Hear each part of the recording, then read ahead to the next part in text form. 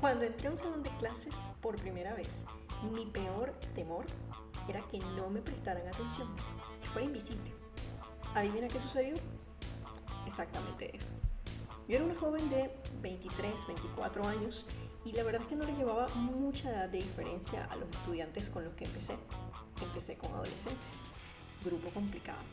Si eres un docente que está iniciando o se acuerda de cómo fueron sus inicios, coincidirás conmigo en que nada es peor que pararte frente a un grupo de adolescentes y sentir que eres invisible.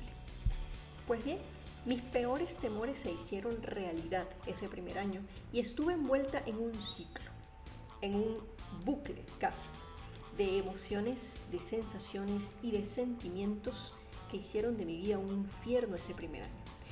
Te doy la bienvenida a este video donde explicaré en detalle cómo el ciclo de la sensación, emoción y sentimiento se manifestó en esta experiencia. Mi nombre es Ruth Moreno y en este momento me voy a presentar como una docente que se cansó de todo lo que se hace mal en el mundo de la docencia y ahora se dedica a mejorarlo.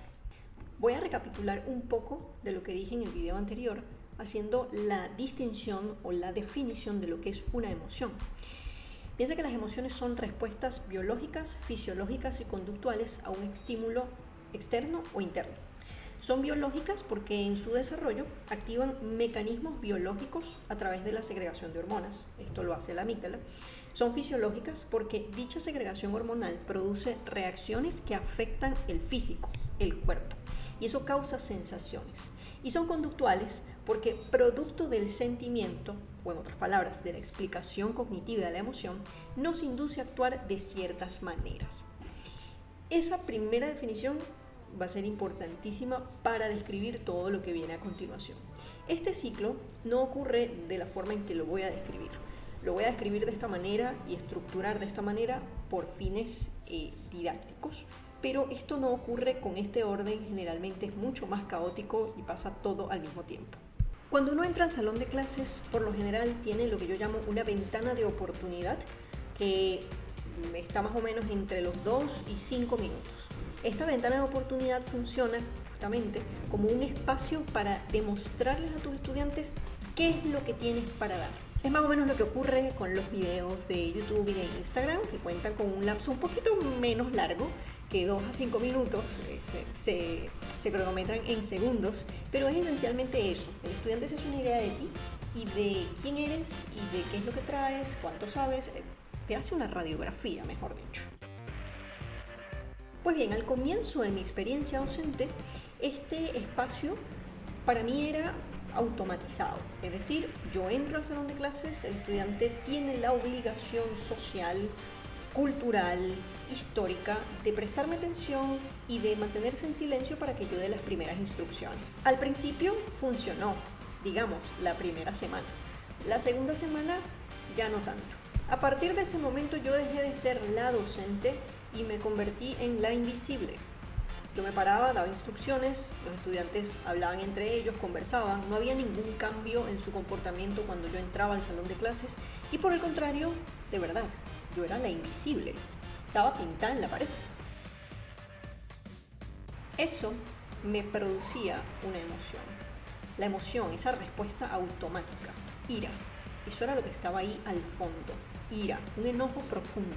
Estaba entonces expuesta a un estímulo. En este caso el estímulo que estaba recibiendo era externo y era esencialmente la poca importancia, la indolencia que sentían los estudiantes por lo que yo estaba diciendo.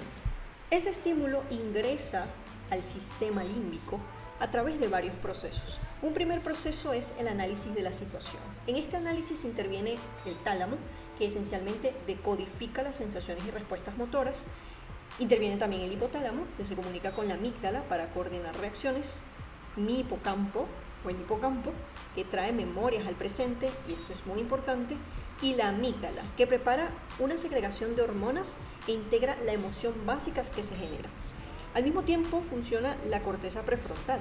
Esta corteza está encargada de atajar los impulsos provenientes de la amígdala, especialmente cuando la amígdala determina que la percepción o el estímulo que ha recibido es amenazante. Y esto que te voy a decir a continuación es muy importante, porque todas estas estructuras cerebrales convierten el estímulo en una situación y le confieren un significado. Dicha situación significativa se asienta en el análisis que todos estos componentes cerebrales establecen para determinar si el estímulo representa una amenaza a la supervivencia o no. Entonces, la respuesta es la reacción que todas las estructuras cerebrales plantean a la situación, a esta situación significativa, y se manifiesta en una sensación, una conducta que es la manifestación externa o corporal de esa respuesta, y una reacción química que es la manifestación interna, biológica o fisiológica impulsada por las hormonas que son enviadas de acuerdo a lo que el análisis del sistema límbico haya determinado que ocurre con el estímulo. ¿Te das cuenta de lo intrincado que es esto? Entonces, la respuesta va a depender de la interpretación que mi sistema límbico haga de dicho estímulo. Si mi sistema límbico ha determinado que esa situación constituye una amenaza, mi reacción va a manifestarse en consecuencia y mi sistema prefrontal regulará qué tipo de respuesta ocurre de acuerdo a la situación social en la que me encuentre.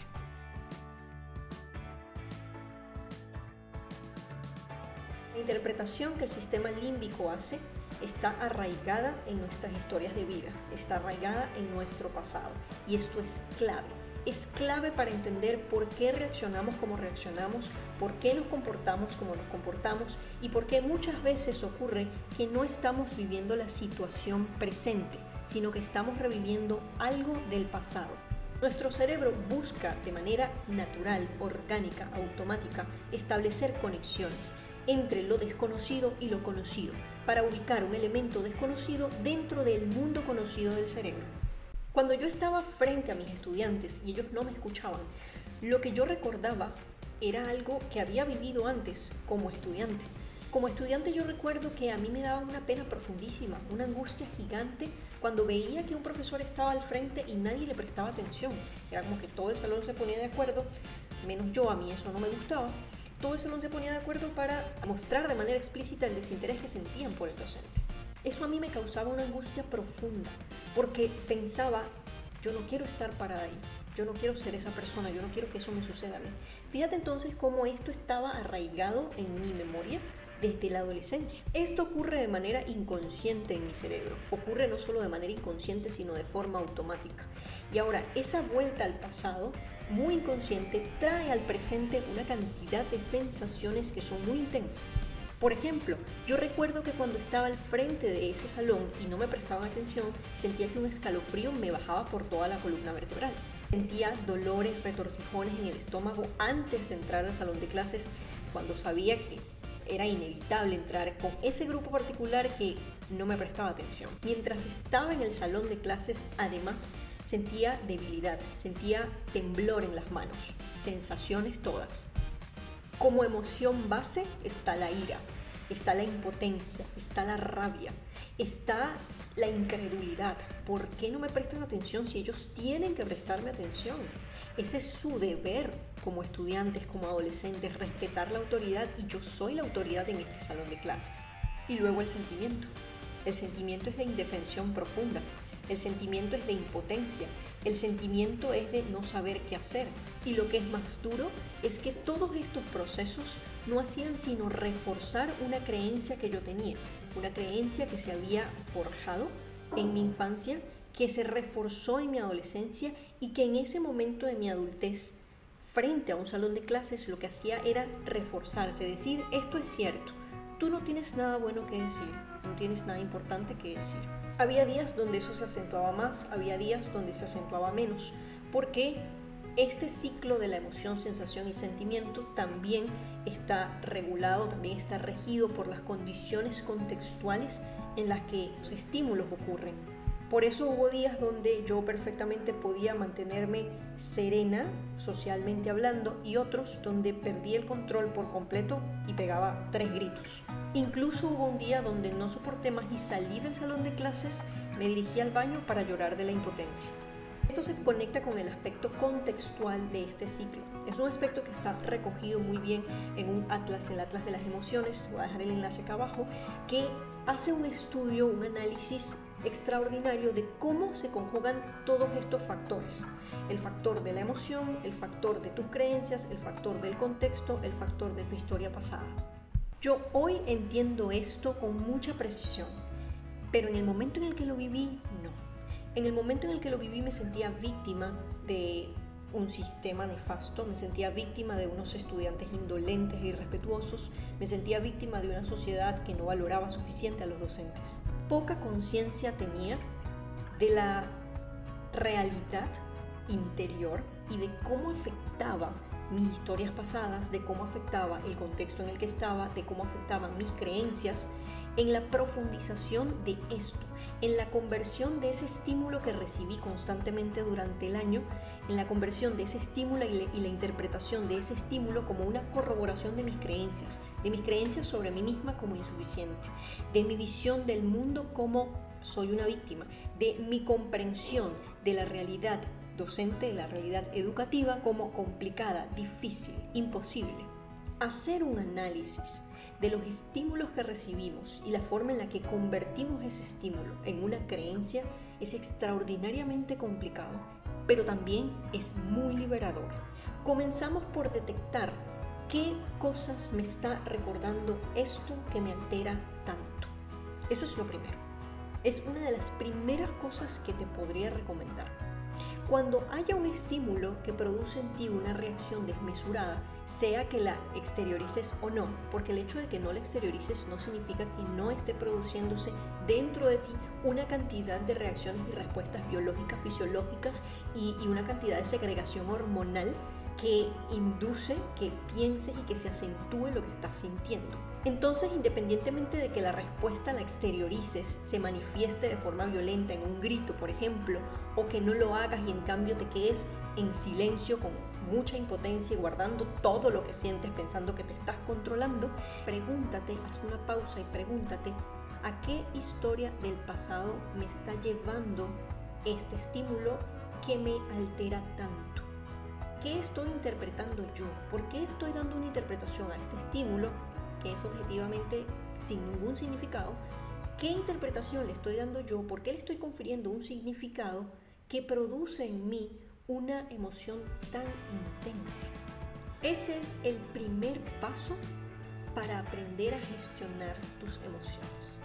Porque las emociones no se controlan, las emociones se gestionan. Las emociones se entienden, las emociones se analizan, las emociones se ponen sobre la palestra, nos dan mucha información sobre nuestro mundo interior, nos dan información sobre nuestro pasado, nos dan información sobre nuestras creencias, nos ayudan, nos guían para conocernos mucho mejor, pero no se controlan. Y contrario a que esto sea una tragedia, contrario a que esto sea además la carta para hacer lo que queremos, porque nuestras emociones no se controlan, por el contrario. Es una invitación a hacernos cargo de nuestra vida. Es una invitación a observar en las emociones una guía poderosa para el autoconocimiento, una guía poderosa para el bienestar, una guía poderosa para saber quiénes somos y para relacionarnos mejor con el mundo que nos rodea. Dejé lo mejor para el final. Dejé esa frase que siempre impresiona cuando la digo. Las emociones no se controlan, las emociones se gestionan. Y ya sabes por qué. Si te gustó este video, comparte con otras personas. Comparte. Es muy necesario que sepamos, que se sepa mucho más que las emociones no se controlan. Lo que podemos hacer es gestionarlas. Dale me gusta y activa la campanita para no perderte los siguientes videos que van a venir y que todos complementan esto, que no es solo útil para la labor docente, sino para tu vida como ser humano.